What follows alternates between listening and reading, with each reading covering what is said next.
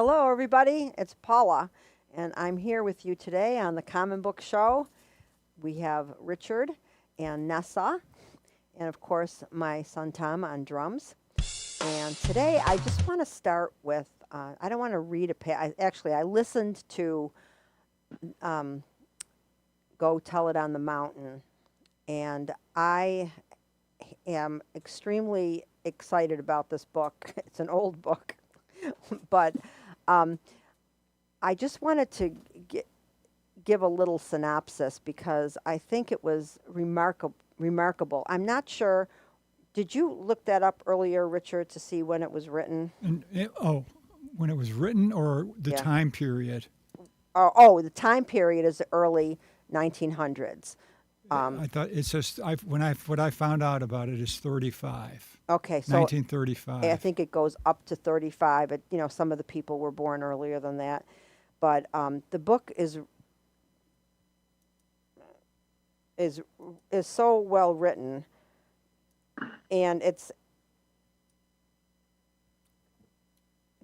James Baldwin, and I've never read anything by him before. I've only heard little snippets of him talking on YouTube, but this book is like completely way ahead of its time. For one thing, Written in 1953. okay, it was written in 1953, His first novel. even before I was born, right? Which is, and at a time when He started writing it at age 17. wow, when race relations were poor, and but reading this book and comparing it to some other books I've read by African American writers, this book was not about race at all. This book was about humans. It was about the human condition and about how people relate to each other. And you could have taken any one of those characters and put any race in there, and it would have made perfect sense. They did talk a little bit about the Baptists. It's the Black Baptist Church, which has a lot of mystery in it. So James Baldwin, it was partially autobiographical, and the main character, a young guy named John, he was, I believe that's who James Baldwin used as himself in this book. And it was fascinating because they took a family, and you saw this dysfunctional family, and you were making your own decisions about it. And then as you read the book, it would take you into the father's life and his backstory, and it would show you how he got to be the way he was. And then they would go into the mother's life and show you where she came from and how she developed into the person she was. And so you could see the reason for all of their dysfunction, and the guy John, he was, because he was in this church and it was a very rigid structure, he was starting to feel his homosexuality, and he couldn't do anything about it. And even the friend of his, who it was written on stone tablets, cute, Mick, cute. It was at 53 wasn't that long ago. So I just wanted to bring it to people's attention in case they haven't read it, or in case I listened to it on Libby. It is available. There's only 2 copies, so there might be a wait because there were 2 people waiting when I finished it. But it's really worth a read, and the description of the character John being saved, his experience, that whole thing where he falls on the floor and he has these visions. I never read anything like that, and I read a lot, so I'm really excited about that book, and I highly recommend it to anyone out there who loves good literature, because James Baldwin is amazing. He's intelligent, and his writing it's like his characters and his writing are over the top. They're fabulous.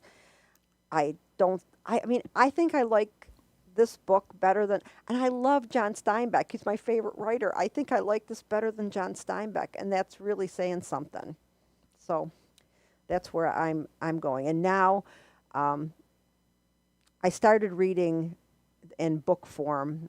I finished reading the Time Traveler's Wife, which I really liked. It was a lot different than the Baldwin book, but it was a very interesting book. Nothing in there, though, that I had to write down to read to anybody. You know, it wasn't like that. It was more of a pop culture book. And I started reading Don Quixote, and I had to put it down because there were too many references to things I didn't know about.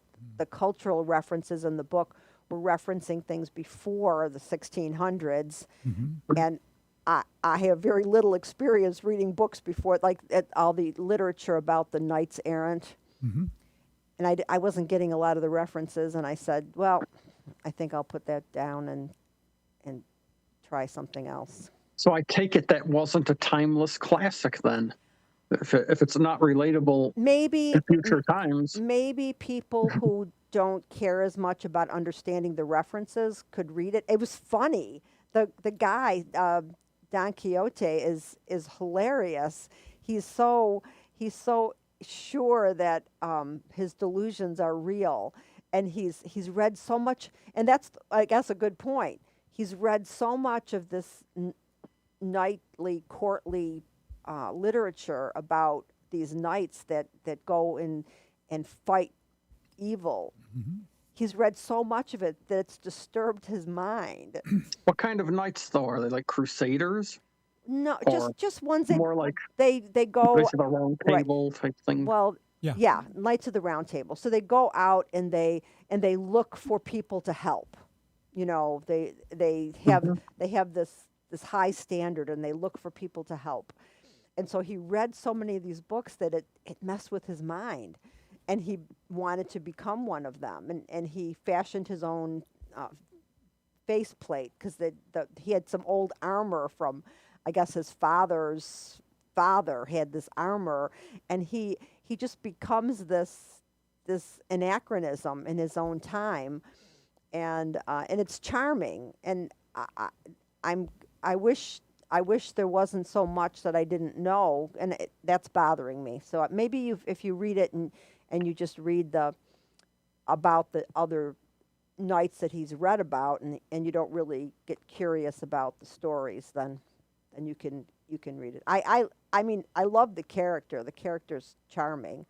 So do you interpret it as a person who has a mental illness who is trying to make the world conform to his mental illness? Let's see. The other interpretation is he's a person with a vision of how he wants the world to be, Yeah, I think and he's trying to make the world conform to his vision. I think it's both. I think that his mental, just because he has a mental illness doesn't mean it's bad. He sees the world differently than other people. So That might might be, you could consider that a difference in perception. But I think by reading all these books, it gave him an idea that there is a higher standard that he could live up to. And the thing is, he wants everything to be like this. He wants courtly love, and he wants things. He wants to be the hero. He wants to help people, and he's charming, but delusional. Well, that's the way it's taught in the United States. Yeah. I met somebody from Russia, and we were discussing Don Quixote, and he said, "You mean you don't look upon Don Quixote as a noble person with a vision who's trying to change the world?" I said, "Is that what you were taught?" And he goes, "Yeah." Yeah, I mean, I wasn't taught anything about it. I'm just going by my own personal perspective of how I read him. I guess it would be up to the bias of the teacher teaching the work, what their perception is, what they would want to tell the students, how they should perceive it. Well, the thing is, he's got this vision of a better world, but he looks at things, and he doesn't see what's there. He sees what he wants to see. So And then that puts his assistant Sancho Panza in a dilemma. Do I tell this person he's wrong, or do I go along with him? see, I didn't even get to Sancho Panza at this point. All I did was I got to the point where he found Dulcinea, and he had one little thing happen with a kid that was being beaten by his boss, and then he went off again, and I just couldn't keep up with all the references of stories about knights. I just was not it wasn't happening. So, Nessa, do you have time in your life to read? I could make time, yeah, But I mean, probably. I know that we've had talks about different books and stuff like that in the past. Mm-hmm. But it's hard. It's hard when you've got When it's responsibilities hard, yeah. to concentrate on a book Mhm. and remember what you read the day before. So, I mean, that to me, that when I've been under high stress, I found it difficult to read. Yeah. Yeah, but So this ties into what Sanford and I were discussing earlier in the day. We have the two different interpretations of Don Quixote. And Sanford said, not all interpretations are valid. Hmm. And I said, who determines which ones are valid and which ones are yeah, not? I don't know. And he didn't answer me. Yeah. Well, Often it's the winner of wars or whoever is in charge of culture. absolutely, that's true. But it's just like things Oh, like James Walker wants to join us. it's just like things like It's nice to want. hello, James. So it's anything that's done by a person or created Yeah. is open to interpretation by other people. It doesn't mean that that's what the author intended or the painter intended, but And would it matter? it's just as valid because you're bringing your own Symbolic meaning. exactly. Yeah. Yeah. And so so we had this interesting discussion where you can see where Sanford is drifting to. There are valid interpretations, which just happen to be his.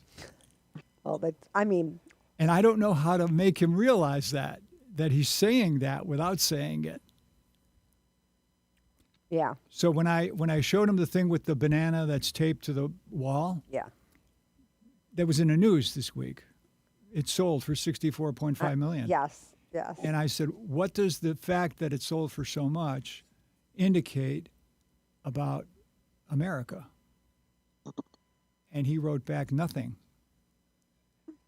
And I said, well, it has to do with symbolic meaning. If you see it, you could say what it is. But I said, if you don't see it, you don't see it. And then he said this thing about not all interpretations are valid. Well, it's just like people paying lots of money for those. What do they call those NFTs? Yeah.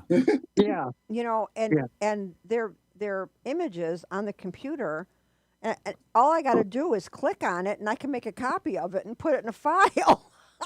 I mean, what kind of nonsense is that? Where's the value in that? People are insane it's a these days. People are just insane right worldwide. They're all nuts. It's a cultural. It's what do you call it? Pop culture. Now, And- if you read the first volume of Das Kapital, Karl Marx says that when it comes to money, there's two kinds of value. The first kind, he said, is exchange value, and the second kind is called use value. So they depend on the circumstances. In the desert, a diamond ring has very little exchange value, right? And a bottle of water has a huge amount of use value. Yeah, it's funny that. And he said if you go to a big city now, a diamond ring will have a huge amount of exchange value, and the value of a bottle of water will be very low. That's so funny that you. I have obviously never read Das Kapital, but the thing is, I think that I've often had this thought that if it came to a point where everything, like, there was a nuclear war or something, the only thing that would have any value would be food, water, and information. Well, if you think about it, that's like the only stuff that doesn't have an imaginary value. Right. Most And- things are like backed by faith, including the dollar bill. People believe it has money, even though it's backed by nothing. Yeah, but Therefore, but it appears to have value. even gold has no intrinsic value. Gold is valuable maybe to alien races because from outer space because it's a great conductor of electricity. If you think about it, I was wondering if that's why gold is so valuable, because it's one of the best conductors of electricity. And if you think about things like spaceships and whatnot, it'd be very useful in the building of such craft, wouldn't it? That is an interesting idea. It happened during World War II. They needed more power at Niagara Falls. They asked the Fort Knox people, could you give us a huge batch of gold that we could make into wire to put in the turbines? Because our energy output will go up. And they did. Isn't that fascinating? Okay, I did not know that at all. And diamonds. I was thinking about diamonds. Diamonds can cut. They're very useful. They're a very hard material. They could be used for industrial purposes.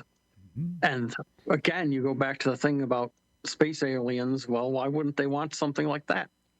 Maybe that's the basis, since I believe humanity is basically a hybrid between space alien genetics and what you would call like whatever, just like ape descendants, like I've that were on Earth. I've thought about that idea. I think there's there's no way to know. I think it's possible that we could have had aliens come here and if you read the Bible itself, I know there's so many weird things in the Bible. You're right about that. There's so applicable to that. The angels and the whole thing coming out of the sky and blah blah blah. I wouldn't be shocked to find out that aliens that those stories are about aliens. I wouldn't be shocked. But I don't see any proof. I'm science minded more than. But ideas you can talk about ideas without having backup proof. I like the idea that there was some race that came to the Earth. They screwed up their planet, because that would say why. It's sort of like perhaps this alien race spliced their DNA with the hominids that were on the planet to like create some sort of slightly better slave class to like serve them. And that would make sense with religion, because what is religion about but serving some supposedly majestic, superior being outside of yourself? Yeah, I mean, it's interesting, but I can think about it, and I can appreciate the idea, but until there's some proof, I can't give it any credence. Well, that's interesting. That's a fascinating point you're raising, Paula. All right. So take, for example, in physics. Einstein in 1905 came up with his theory that gravity bends light. He said, unfortunately, there's no way to test this. And so a lot of people said, well, until we can test it, it just goes up on the shelf with all the other things we can't test. Yeah. Right. We might not have the technology or ability yet to test things that are actually true. Right. And then in 1910, there was an eclipse of the sun. And a scientist said, hey, We can Oh, use yeah, that to I've heard test about this. Einstein's theory. Yeah. Because this planet will be behind the sun. Let's see if the sun bends the light and we could see the planet. And they could. Yeah.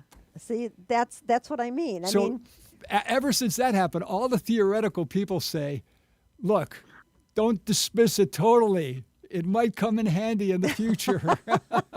well, yeah, but there's so much theory that there's. I always use gravity as my jumping off point for this discussion. Now, the theory is that gravity holds us to the earth. Yeah. Although Newton's apple fell to the ground, Yeah. doesn't prove gravity. It proves that there's something, Oh. but it doesn't necessarily mean that gravity is true. Mm-hmm. So there's a lot of things like that, and we don't have a big enough brain at this point to be able to ascertain what is actually holding us in place. Mm-hmm. So I love science because there are so many variables and there's so much that we still don't know. It's so exciting. I just wish I mean, that's the only reason I wish I could live forever, so I could watch the discoveries. That's the only reason. I don't really want to live forever in a lot of different ways, but I feel bad I'm gonna miss all this cool stuff that's gonna happen after I'm dead. Mr. Walker, Hi there. usually you have ideas on subjects that are marginal. Do you have any thoughts on the possibility of space aliens? Actually, the thing I did want to jump in here to talk about is this thing about meaning. Mm-hmm. I had a conversation with Jordan Peterson on the subject You did? I'm so impressed, you, Mr. and was lucky enough to do so. We were talking, well, I should say, so somebody was saying about his biblical discussions, saying that, in their opinion, he didn't understand the language well enough to say what he said about what different things meant. And he was saying, well, I used 24 different translations to come up with my musings on the subject. Mm-hmm. So these translators had these ideas, and I amalgamated all of these ideas to come up with what I wrote. And so we were talking about the point that you can say something, you can write something, and once it's out of your hands, it's up to everybody else to decide what that means. Mm-hmm. Mm-hmm. And on this subject, I pointed out to him that the song Whiter Shade of Pale Mm-hmm. is an excellent example of this, because the writer of the song claimed that he wanted to write with this band. They had met at a party, Mm-hmm. and that he slapped together the words to this song based solely on the sounds of the word. Mm-hmm. It was not meant to make any sense. It was just Hey, James, that reminds me of the Cocteau Twins. Are you familiar? no. 80s band. A lot of the Elizabeth Fraser is the vocalist, and most of her lyrics in the early days were just phonetic based on the way they sounded, and often they weren't real words. Mm-hmm. Mm-hmm. So Yeah, it's so- sort of a similar thing. And Paula was telling me that in Steely Dan, Donald Fagen didn't intend for the songs to have any deeper meaning. They don't tell you what the meaning is supposed to be, and they don't even want you to basically. I mean, they want it to be enigmatic, so that That is a great topic, Steely Dan. What's everybody's favorite Steely Dan song and why? I'm really fond of Everyone's Gone to the Movies. It's Yeah. about Yeah, You know that song I well. like that one too. But right now, let's see what James was where he was going with Okay. this whiter shade of pale thing. I'm really curious about this. So the thing is, the writer of the song said that he chose the words simply for the rhythm of the syllables, and it wasn't supposed to mean anything. However, people who scrutinize the song have come up with a overwhelming narrative that goes through the entire song that has to do with infidelity and the breakup of a relationship. Hmm. And there are all these little things. Like, for instance, there's a line that says, um, and so it was as the miller told his tale. Mm-hmm. Well, any literary person, when you say as the miller told his tale, harkens back to the Canterbury Tales, Mm-hmm. where the miller tells a tale. Right. And the miller's tale is a story about a person who takes in two wanderers off the street who are traveling through the city. And he makes a wager with them that they can't seduce his wife. And in the morning, the wife leaves with the travel. I guess he was a little over sure. Yeah, What they call cocksure. yes, very much. Um, the song starts with a line saying, "We tripped the light fandango Yes. as we danced across the floor." Yeah. Well, those are things that allude to having sex in, you know, Or seduction. I mean, dancing is a great way to seduce someone. yes. And in the middle of the song is a line that says, um, there were, I can't remember the number, there were some number of vestal virgins leaving for the shore. Mm-hmm. 15. 15. Yes. I think it was 15. Well, if the vestal virgins are leaving, then that means the sacred fire is unattended and will burn out. And of course, what do we say about relationships? Spark a flame, spark a match, Hmm. rekindle the flame. Well, that song is certainly open to a lot of interpretation. I mean, Hmm. talk about esoteric lyrics Hmm. that I have often listened to that and tried to figure out where it's going. But I like your. Well, I knew the thing about the Miller's Tale, but I didn't know what the Miller's Tale was, and I guess I wasn't interested enough to look up what his tale was. But that's interesting how that plays into it. But Oh, yeah. And going into that line, um, it says, uh, and so it was that later, as the miller told his tale, a face at first most ghostly turned turned a a white whiter shade of yeah, tail. yeah, yeah. And so the idea is that as the miller is telling his tale, the woman who's in the place with the guy she shouldn't be is at first feeling uncomfortable because, well, how do you know I'm not supposed to be here? Mm-hmm. And then turns a whiter shade of pale when he tells the tale, which is her story. Yeah. Oh, right, right, right. I get it now. Hey, that's interesting. So now to to stay on the esoteric lyric thing, Nessa brought up something about Steely Dan, which is of course my favorite band. So Great band.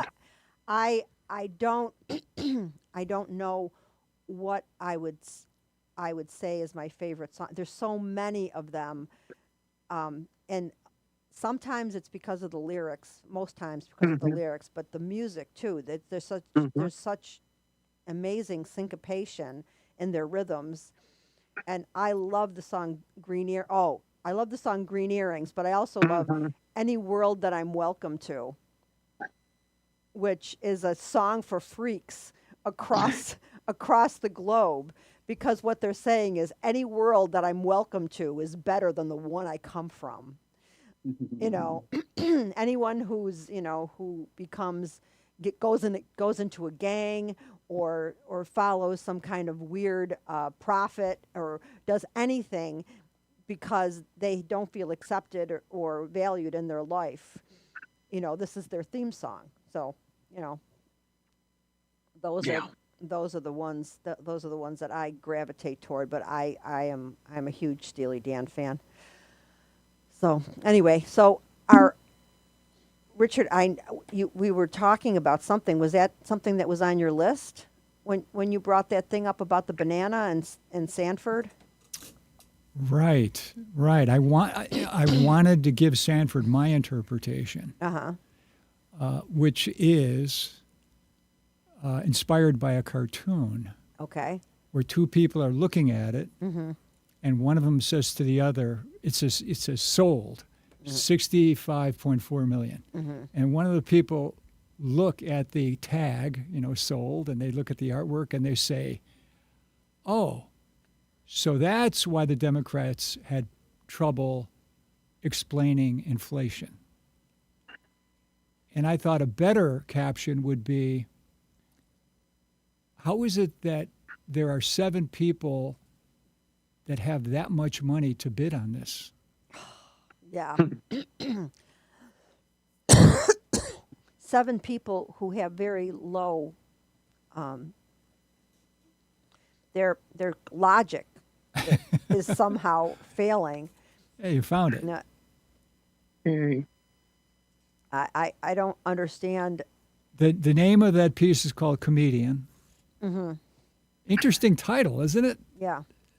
Well, it's like Renee Magritte. not Magritte. Yeah, No? not Magritte. I'm thinking about Marcel Duchamp. yes, Marcel Duchamp. okay. Exactly. Yeah. Taking a urinal and putting it on display. That's my art. That's my, and I mean, he knew what he was doing. He wasn't like deranged. He was devaluing art. I mean, this is art. And That was the invention. Yeah, that was the invention of anti-art. That's Dada. Yeah, Yeah, exactly. So, and this is definitely Dada.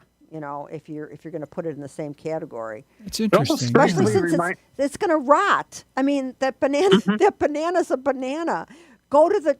If you go to Aldi's, you can get bananas, a whole bunch of bananas This could be for 98 cents. this could be considered anti-art Yeah, because they asked the artist. comedian. I mean, it's called comedian. The artist is named Mazzorio Catalan, and they said, "Are you doing this as a joke?" And he said, "It's not a joke. It's a sincere commentary on what we value." Oh. And then Interesting, somebody huh? paid that much. He must be thinking. I made like my point, almost like but if you bid this much for it, you're part of the joke. yes, you are the joke. You are definitely the joke. Yeah, I'm fascinated by that. And, I watch Antiques Roadshow because I'm a nerd. And so a lot of times they'll bring on pieces of art and they'll talk about the value, and they'll talk about, what makes it valuable. And I think to myself, do you know how many people you could feed for the wow. price of that painting? Yeah. That would change the lives of many people. Uh-huh. And it just blows my, not that I don't love art, I do. Oh, I went to the art gallery. Where Albright? I went to the Albright, but the thing I want to talk about, I got a, You saw the whole glass Yes. atrium? did I tell you what I had, I wanted to find a place to walk, and mall walking is depressing. So I went You to, can't even walk in the mall anymore. Well- It's shut down. well, I went to the art gallery and I got a yearly pass Yeah. So I can go whenever I want, and I can just walk through the art, which is great because, you're going to stop. You might be inspired. Right. So I had, because I have this yearly pass now, and it's for 2 people. I took. Oh, I could take you sometime if you're interested in going, because I'm sure Possibly. you haven't seen it. The new. Okay. So I took my granddaughter, the one that's 9, and I have this sweatshirt, and on the sweatshirt there's all these little drawings, and it looks like something. How do you pronounce it? Jean Moreau? Jean Moreau? Bureau, Yeah. yeah. Miro. Okay, I know. Okay, so it looks like a Moreau, and I've always thought that. And my granddaughter looked at it and she says, "Grandma," she said, "when I went to the art gallery with my class, I saw a painting that looks like this," and she brought me to the Moreau. I was shocked. I thought she was at 9. She was able to recognize the figures as something that she'd seen in a painting, and she knew which painting. And I was very excited by that. And we had a really good time at the art gallery. It was great. I once met a law school, a new attorney. He just passed the bar. Yeah. And I said, "How bad of an ordeal was it?" And he said, the first year of law school was horrible. In the second year, I had given up. I'll never be able to get through it. So I just spent a lot of time wandering the Albright, and my marks went up. Wow.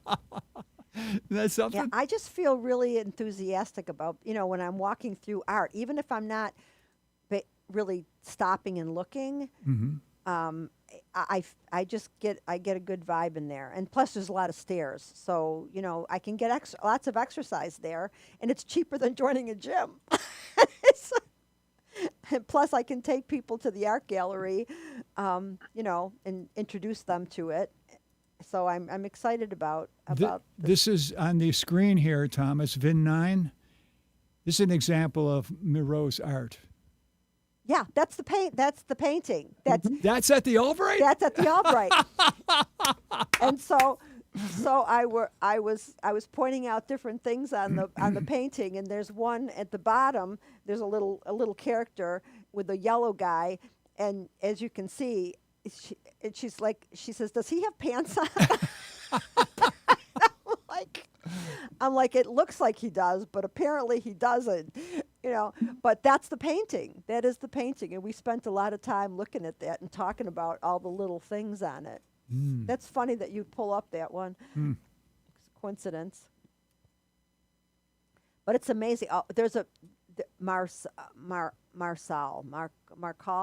Chagall. No. There's this woman. Marcel Duchamp? No, not this is a Marisol. That's her name. Marisol. She's a woman. She does. Oh yeah, and she's got a special exhibit. It's so good. It is so good. It's.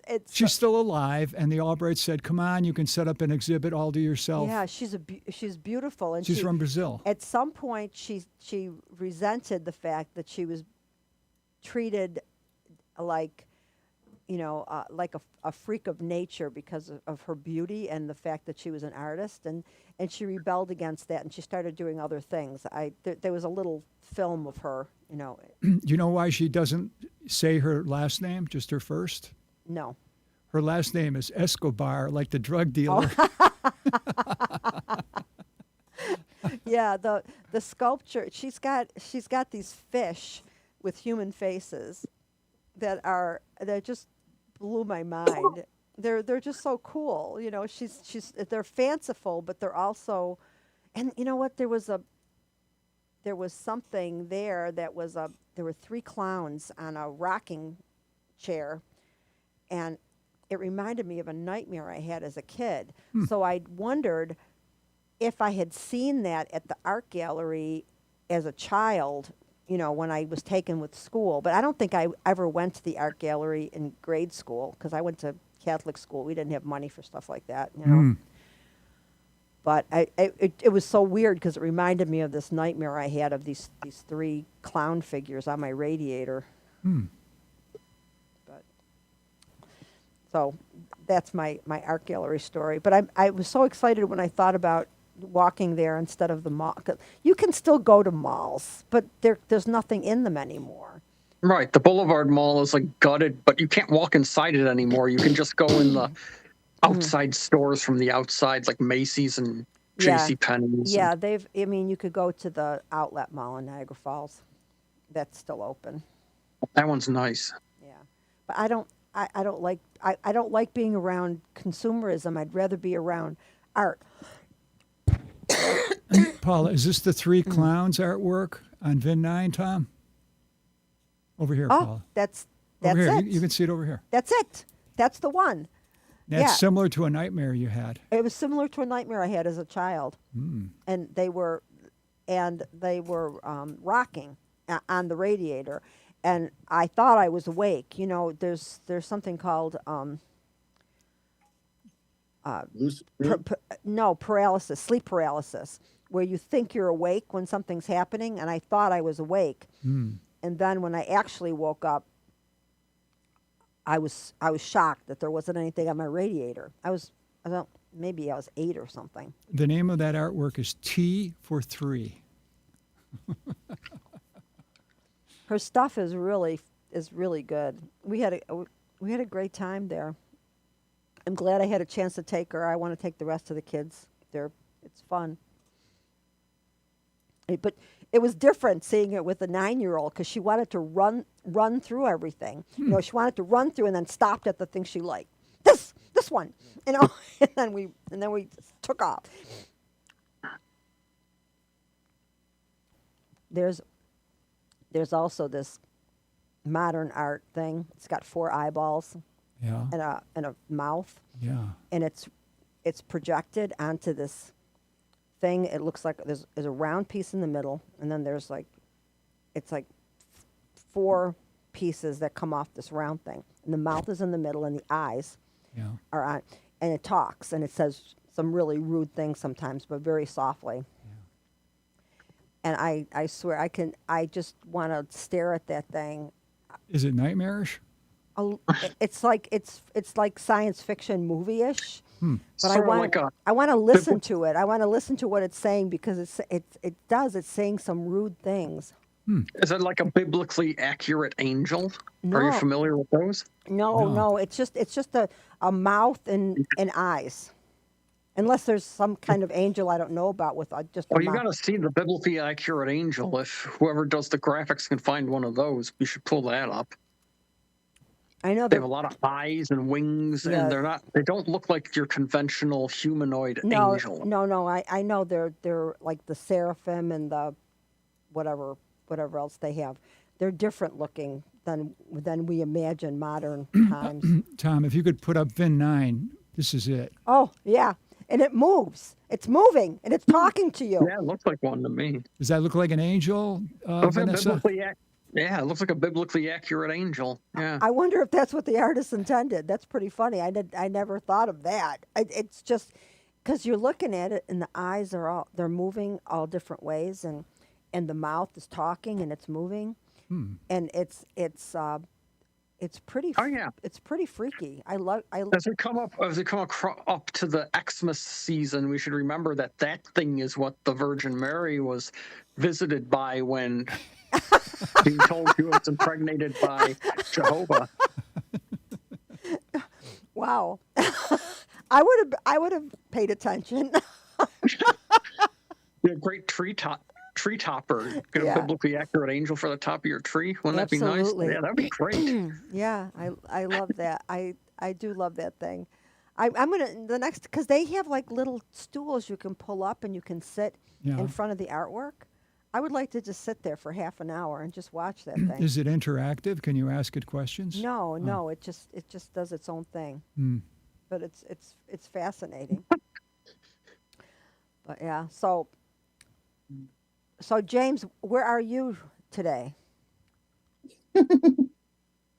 I'm along the water in the south. It's Because- nice over here. Because that's a hotel room if I ever saw one. Yeah. Yeah. Yeah, well, I'm glad you're someplace warm. It's not too bad here though for November, you know. Yeah, I hear you guys got lucky. It's snowing in the New York City, Philadelphia area. Is it really? Mm-hmm. They said it's gonna in about a week and a half. It looks like there's snow on the forecast, and it looked like it snow every day for quite some time. So Oh well, you know it's coming. you know it's coming. You can't get around it. I got a guy, Tito, his name is. I love this guy.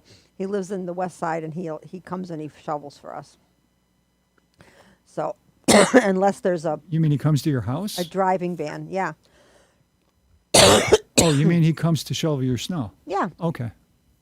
yeah. I pay him obviously. He Mm-hmm. doesn't do it out of love, but he comes and I pay him and he shovels because Greg can't do it and I can't do it. So, Mm-hmm.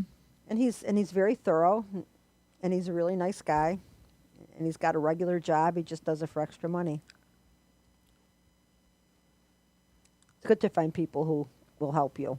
I know. I had an interesting handyman experience. If you want me to tell you about it. Yeah, sure. So when they renovated my street, Mm-hmm. everybody's front lawn got torn up, Yeah, including mine. yeah, And Tom Windsor said, "Hey, we got to get those paving stones out of there because they're just going to throw them away." yeah. So he and we got all the paving stones out of there. And then the question was, after the whole thing got finished, who was going to put the paving stones back in? Mm-hmm. And I wanted it done nice. Yeah. And so my regular guy is in such high demand, he kept putting it off, putting it off. So I asked another handyman, Mm-hmm. and he said, "I'd be happy to do that. I'll do it for $200, which is a good price." Mm-hmm. And I said, "Okay, when do you want to do it?" He says, "I'll be there Friday at 1 o'clock." So Friday at noon, he shows up an hour early when I'm in the shower. Mm-hmm. And I said, "What are you doing here?" And he said, "Oh, I got my other job finished early." Mm-hmm. I said, "Well, go get a cup of coffee." I said, "I'll be ready at 1 o'clock like we originally think." Yeah. And he said, "Well, yeah, but I got bad news for you. Now that I've actually seen the job in person, I got to charge you double." Oh, jeez. What did Now you that's say? a red flag. Yeah, I wouldn't. Yeah. That to me, you don't do that. I could never do that in my line of work. Yeah. So I said, "Well, don't worry." I said, "You go back home because I got other bids I got to look at, and then I'll get back to you." He goes home and he texts me and he says, "Whatever other bids you got, I'm going to beat them." And I'll say, "Yeah. What if the other bid is 200?" So you didn't get it done then. I waited for my regular guy to do it, and Oh, then he okay. came and did a beautiful job. Oh, that's good. Yeah, Yeah. I have oh that's it. Thank you, there's- Thomas. and there's the picture.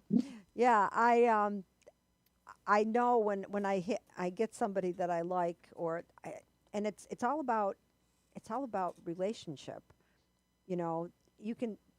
I have people come over and talk to me, and I wouldn't hire them Hmm.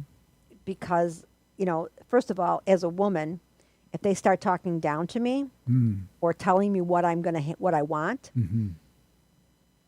and I will correct them while they're telling me what I want. What if I don't want it, Hmm. and they continue? Hmm. I wouldn't hire them. So you got certain radar. That's what happened with my bathroom. The guy that came to do my bathroom, he told me, he stood there and he said, "What's on the other side of this wall?" And I said, "There's a fireplace." I said, "It's not working, but it's a brick fireplace." So he went and he looked at it. He said, "That's not brick. That's plastic." And I said, "It's brick." And he said, "Oh," and he went up and he rapped on it. "It's brick." Yeah. I said, "Oh." He said, "Would you know the difference if it was brick or plastic?" I said, "I painted it. I would know the difference." And it's That's a person who doesn't want to admit they're wrong. right.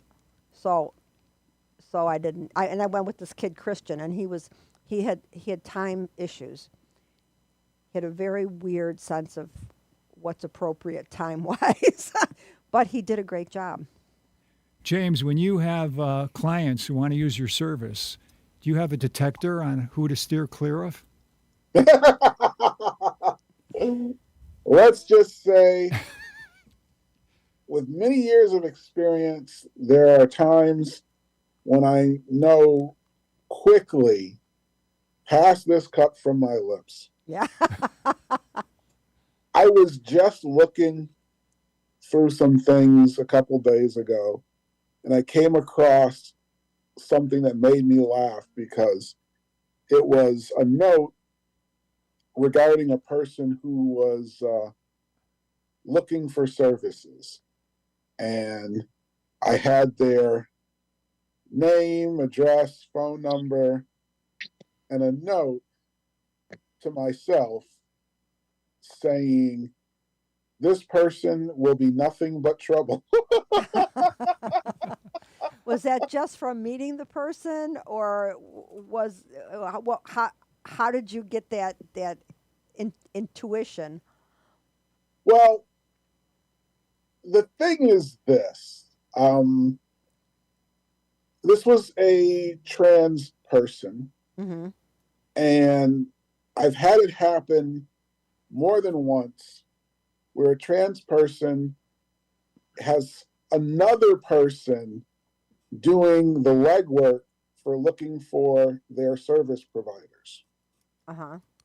And in every case where that has been the case, there have been some problems. So they think that if they make contact with you, that you're going to reject them out of hand because of something. I don't know what's behind them doing it, the people who do this. But what I have found to be a big glaring red flag is their unwillingness to converse with you before meeting. Oh, Now, I get it if you have somebody else doing your legwork for you to help you out for whatever reason. yeah. But when it gets down to, okay, I've identified somebody who is capable and willing to do the work, and now they want to talk to you. If they refuse to talk to me Uh-huh. and want the other person to handle everything, and I'm supposed to trust them to magically show up on treatment day, Mm-hmm. I'm not doing it. Yeah. Well, you've learned through experience that this is a red flag. That's good. That's good. We all have our spidey sense. Very good. I don't know what that means. What could Spider-Man detect if you were lying? I don't know. I just James, you know all about Spider-Man. yeah. Spidey sense tells you that there's a problem. Mm-hmm. It's just a generic thing. So when Peter would say, my Spidey sense is tingling, he would be saying, I know something I should be paying attention to is going on. I don't know exactly what just yet. Ah, Yeah. And then something like a wrecking ball would go swinging. Well, I guess it's not as dramatic as a wrecking ball, but it can certainly ruin your day. Vanessa, do you have a Oh. Spidey sense? Yeah. What does it tell you? How does that manifest itself? That's sort of like when you scan the room for trouble or potential trouble, Mm-hmm. and Yeah, then it happens. trusting your instincts. I know. I tell my grandchildren that all the time. I told the middle one. I said, just trust your instincts when you're in a situation and something doesn't feel safe. It probably isn't. And she said, I don't think I have those, Grandma. And then I asked her, I said, didn't you ever feel like when you were talking to somebody that they were lying to you or something was wrong? She says, well, yeah, I got that. And I said, well, then you have instincts. I think it's a sign of a good actor when they play a character that tells their lines with the intent, I'm not to be trusted, and people watching it say, there's something wrong with that person's story. I Well, could sense it. You know what? We saw uh, that pain movie. What the heck was it? It's about the two Jewish guys that go to Poland to visit their grandmother's house. A real pain. A real pain. Hmm. We saw that movie a couple days ago, Yeah. and Greg was the character in the movie was so manic and crazy, like it made Greg feel uncomfortable. He said it was like he was in the room with the guy. The acting, that's that McCullough guy, Yeah. the brother of the guy that was in the Home Alone movies. Yeah. He was an amazing character in that movie. It was definitely worth seeing. Oh, did you see the movie about the Pope thing yet? Tell me more about the what you mean. The there's a Pope dies, and then they have the conclave or whatever it's called. Is that the name of the movie? I don't remember. I'm bad with. Anybody else know about this movie, Conclave? It's not conclave.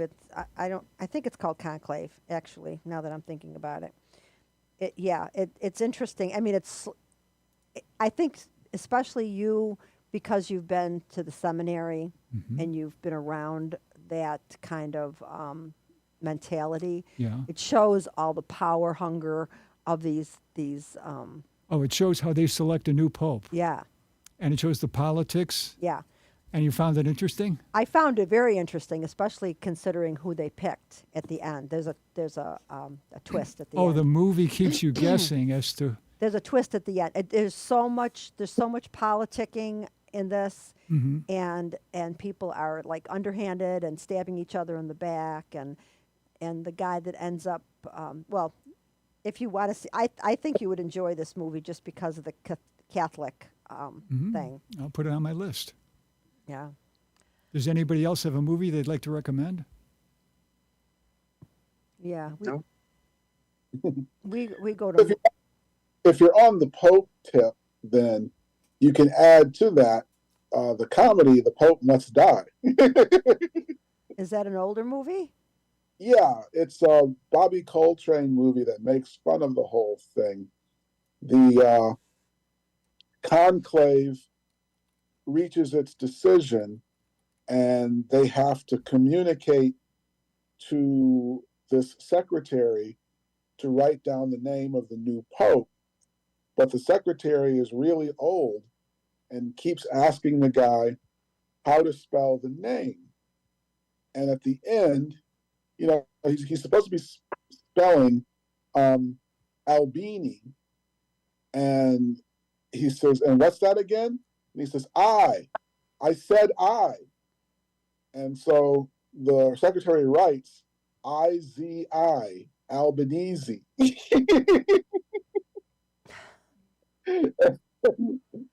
Bobby Coltrane's character becomes Pope because of this clerical error. Okay. Clerical.